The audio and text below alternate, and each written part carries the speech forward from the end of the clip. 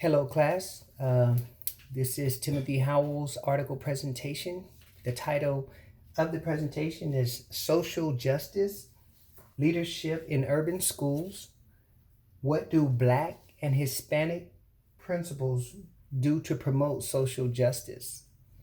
Obviously, this article was important to me and relates to my dissertation because of the number of suspension rate of students that are of color in public schools. The article starts off with the demographics um, of the students. I don't know if you can see my presentation here, but it's there. Um, Students that are of low income, students of color, English language arts, English language learners, underrepresented students, students that are undereducated, and students that underperform are at these schools that have a high minority enrollment of these students. To what extent do Black and Hispanic principals exercise social justice leadership in schools? So this is an important topic. The main question is, how did they become social justice leaders, and what do they do to promote social justice? The Pew Research Center 2015 said that the U.S. schools are more diverse today than they were 20 years ago. And if you look at white students, they're decreasing in enrollment, went from 59% down to 50% from 20 years ago. Hispanic student enrollment is increasing. It went from 19% to 25%. So if these trends continue, you'll see that the disparity there and what's going on in public schools. Another uh, thing we can look at is the suspension rate of Black students.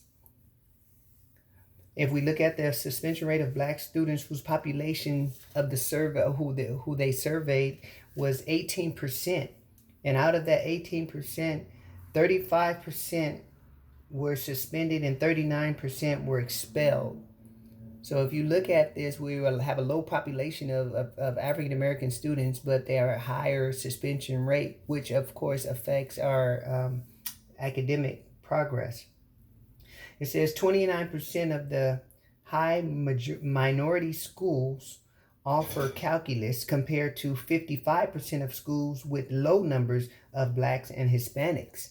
So they offer calculus to the schools more often for the schools that do not have a high minority enrollment. But those schools that have a high minority of Black and Hispanic students, then they don't offer those advanced classes like calculus.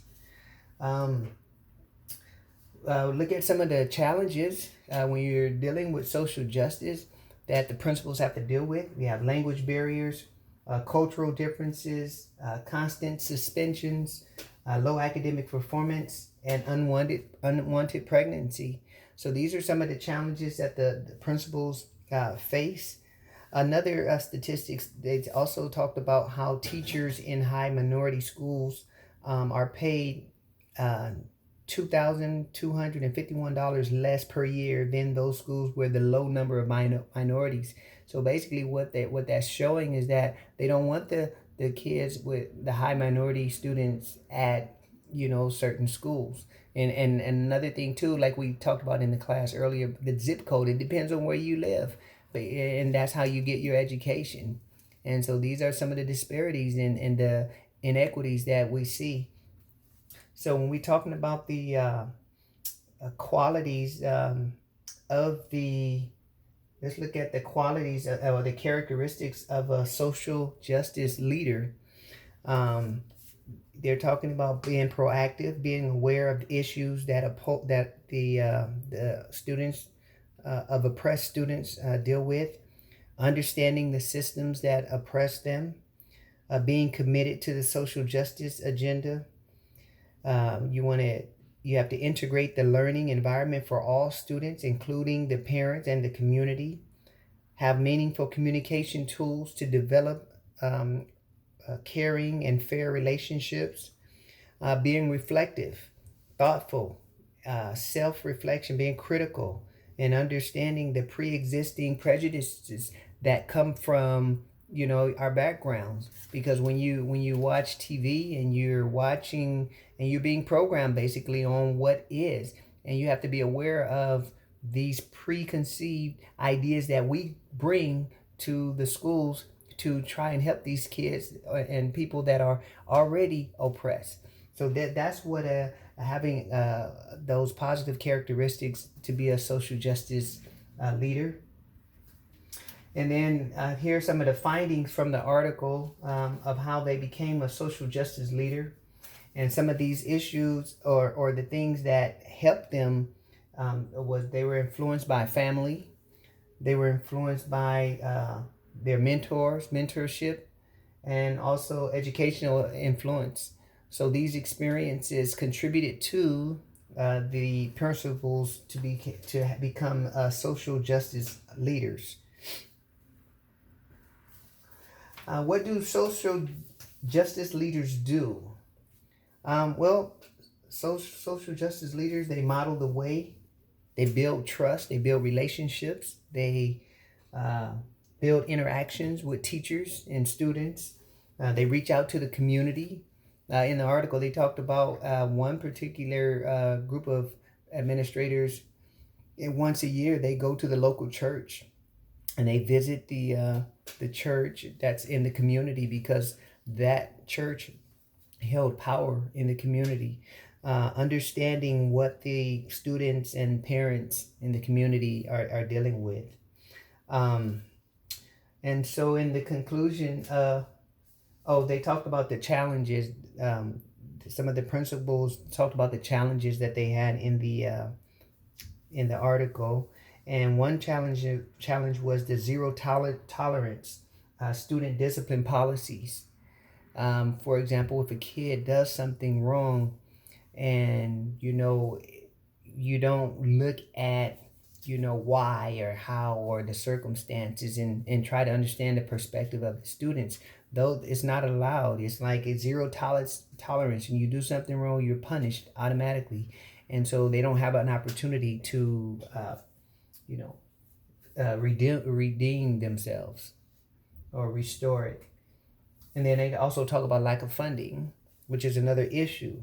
So when we're talking about the challenges that the social justice leaders have to deal with, you're dealing with policies and we're dealing with funding. And there's a lot of other issues that make it difficult, even the system, the structure of the system. So in conclusion, they talked about what social justice is, and the definition that some of the principles talked about was being. They were talking about having equal rights, equal opportunities, equal dignity for all students, no matter your race, gender, class, ethnicity, sexual orientation, ability, socioeconomic status. They want equality.